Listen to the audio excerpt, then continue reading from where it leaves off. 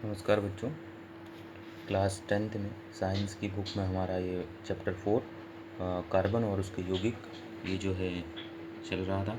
ठीक है, तो इससे पहले वाली वीडियो में मैंने आपको कार्बन डाइऑक्साइड का इलेक्ट्रॉनिक बिंदु संरचना सूत्र और एक एथीन का आपको बताया था किस तरह से ये बनता है करके।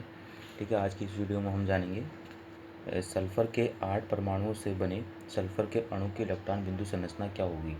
ठीक है, यानी कि सल्फ़र के 8 परमाणु लेने हैं अब, तो उससे जो है संरचना निर्मित करनी है।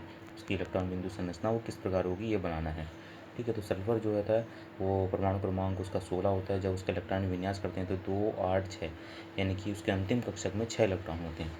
तो अब हमने क्या करना है, जो सल्फ़र है हमारा उसको हमने क्या वलय आकार में इस तरह से आप देख रहे हैं सर्कल टाइप के आकार में या वलय आकार में इस तरह से इनको रखना है। ठीक है, 8 जो सल्फ़र हैं, आठ सल्फ़र के अणुओं को इस तरह से रखना है। देखिए जैसे गिन लेते हैं 1 2 3 4 5 6 7 8। तो 8 मैंने इस तरह से सल्फ़र के अणु रखे हुए हैं और प्रत्येक के अंतिम कक्षक में जितने इलेक्ट्रॉन होंगे तो वह जो है वो हमने इलेक्ट्रॉन बिंदु संरचना के लिए लास्ट में नोट करने पड़ते हैं, क्योंकि वही जो है उसके इलेक्ट्रॉन्स कहलाते हैं। ठीक है, तो 6 है अंतिम कक्षक में इलेक्ट्रॉन, तो 6 प्रत्येक के लिए बनाए हुए हैं। अब प्रत्येक के पास कितने हैं, 6 हैं, तो उसको अपने कक्षक पूर्ण करने के लिए 2 इलेक्ट्रॉनों की आवश्यकता होती है ना, क्योंकि 2 और चाहिए तो 8 हो जाएंगे, तो उसके कक्षक क्या हो जाएंगे, पूर्ण हो जाएंगे। तो क्या होगा, प्रत्येक जो सल्फ़र होगा 6 इसके पास हैं तो 2 अगले वाले से लेगा, 6 इसके पास हैं तो 2 उससे अगले वाले सल्फ़र के अणु से लेगा, फिर 6 इसके पास थे तो 2 अगले वाले अणु से लेगा। इस तरह से जो है ये कॉम्प्रोमाइज़ करते करते जो है आपस में 8 सल्फ़र के अणु इस तरह से आपस में जुड़ेंगे और इस तरह से जो है इनकी इलेक्ट्रॉनिक बिंदु संरचना निर्मित होगी। ठीक है, तो इसको आप समझ गए होंगे किस तरह से जो है आपस में जुड़े हैं। ठीक, इसके बाद हम देखते हैं साइक्लोपेंटेन। साइक्लोपेंटेन का सूत्र व इलेक्ट्रॉनिक बिंदु संरचना क्या होगी। ठीक है, तो सूत्र लिखना है पहले साइक्लोपेंटेन का हमने, तो साइक्लोपेंटेन का सूत्र होता है C5H10। साइक्लो इसलिए कहा गया है क्योंकि एक साइकिल में यानी कि एक सर्कल में जो है ये इसकी संरचना बनती है, तो इसलिए इसको साइक्लोपेंटेन कहा जाता है। ठीक है, तो C5H10 इसका फॉर्मूला हो गया। ठीक, अब इसकी इलेक्ट्रॉनिक बिंदु संरचना कैसे बनेगी, C यानी कार्बन के 5 हैं। ठीक है, तो पाँचों को इस तरह से रखा है 1 2 3 4 5 करके एक सर्कल में रखा है। और जो है प्रत्येक कार्बन से, क्योंकि 5 हैं और हाइड्रोजन उसके दुगने हैं, तो प्रत्येक जो है कार्बन से 2 हाइड्रोजन के अणु जो हैं जुड़ेंगे। जैसे इससे ये जुड़े हुए हैं, इस वाले कार्बन से ये 2 जुड़े हैं, इस कार्बन से ये 2 जुड़े हैं, इस कार्बन से ये 2 और इस वाले कार्बन से ये 2 हाइड्रोजन के परमाणु जुड़े हुए हैं। ठीक है, अब इनकी इलेक्ट्रॉनिक बिंदु संरचना किस प्रकार बनेगी।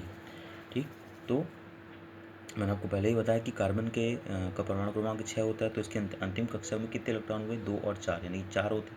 तो 4 इसके बाद जो क्रॉस वाले बनाए हैं मैंने, इस वाले कार्बन के बाद 4 होंगे, जैसे कि एक यहाँ पे है 2 और 3 और 4, तो 4 इसके पास हैं।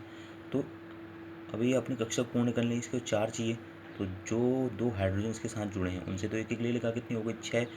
एक जो बगल वाला कार्बन है उससे लेगा 7 हो गए, और जो उससे बगल वाला एक और कार्बन है एक उससे लेगा 8 हो गए। तो इस तरह से इसके जो है ये सर्कल जो बना हुआ है, इस तरह से इसके 8 जो है इलेक्ट्रॉन अपने कक्षक में पूर्ण हो गए।